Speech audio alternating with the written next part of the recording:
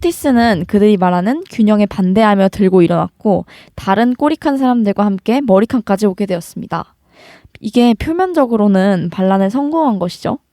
그런데 여러분도 아시다시피 이 반란은 윌포드와 길리엄에 의해 철저히 계획된 것이었습니다.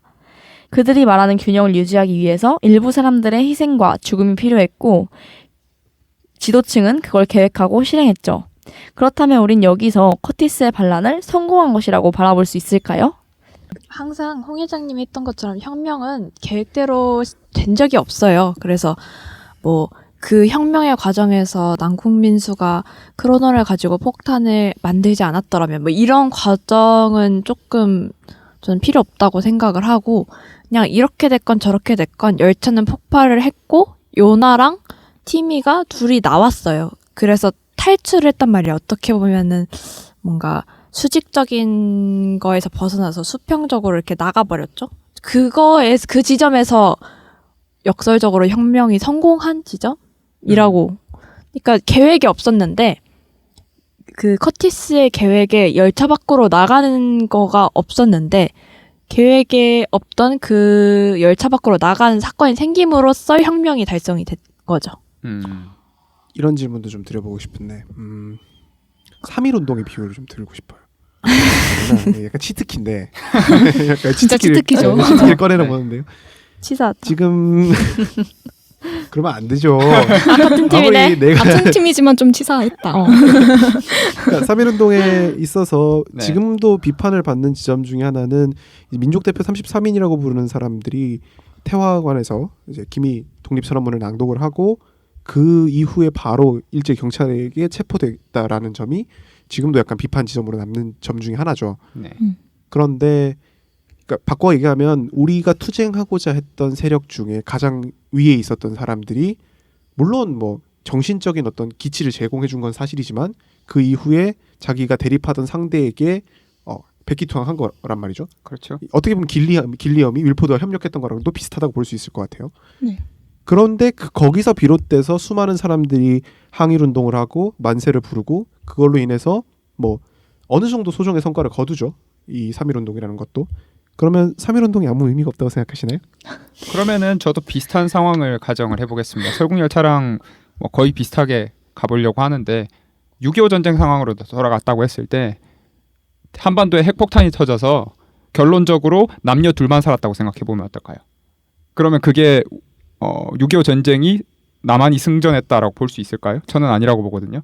근데 저는 전쟁과 혁명은 다른 점이 동등한 상대가 대립각을 세우는 거하고 일방적으로 굉장히 핍박당했던 무리가 봉기를 들고 일어나는 것은 분명히 차이가 있다고 생각을 하거든요.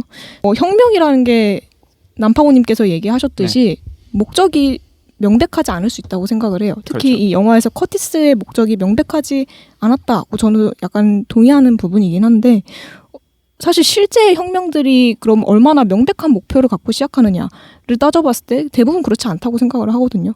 커티스만큼 분명한 목적을 가지지는 않았지만 지금의 상태로는 안 되겠다. 이대로 못 살겠다라고 생각해서 시작되는 게 혁명이라고 저는 생각을 하고 그런 측면에서 이 꼬리칸의 혁명이라고 해야 될까요?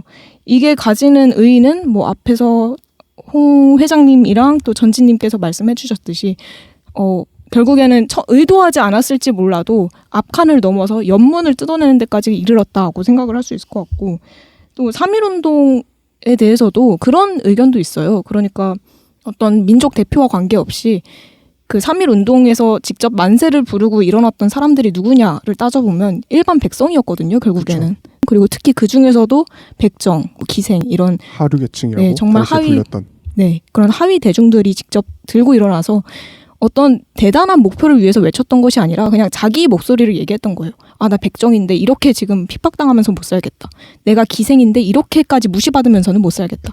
이런 개개인의 목소리, 이런 다성성이 움직여서 어떤 하나의 거대한 응집체가 되고 그게 이제 혁명이 됐다. 저는 아까 다성성 말씀해 주신 거 있어서 사실 다성성을 예를 들어서 부르짖어서 이렇게 연문을 뜯어내는 데까지 성공했다라고 말씀을 해주셨는데 연문을 뜯어내고 그 폭발의 여파로 뒤에 사람들이 다 죽어버렸잖아요.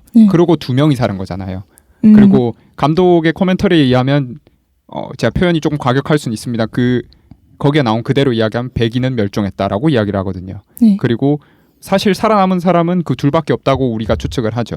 네. 그 말은 우리 모두의 목소리가 모여가지고 혁명을 예를 들어서 완수를 했는데 살아남은 사람이 둘밖에 없으면 그 권리를 지켜줘야 될 주체 자체가 아예 없어져 버린 거잖아요. 근데 백성들이 혁명을 했는데 백성이 없어져 버리면 우리는 뭘 지키는 게 되는 거죠? 저는 혁명은 지금 세대보다는 미래 세대에 대한 내 자식 세대만큼은 이 세대에 살지 않게 하겠다라는 게 좀 큰 원동력이 있는 것 같아요. 네. 그런 의미에서 보자면 요나라는 다음 세대가 살아남아서 새로운 세대를 살 수 있게 해준 그 지점에서 혁명이 성공적이지 않았을까.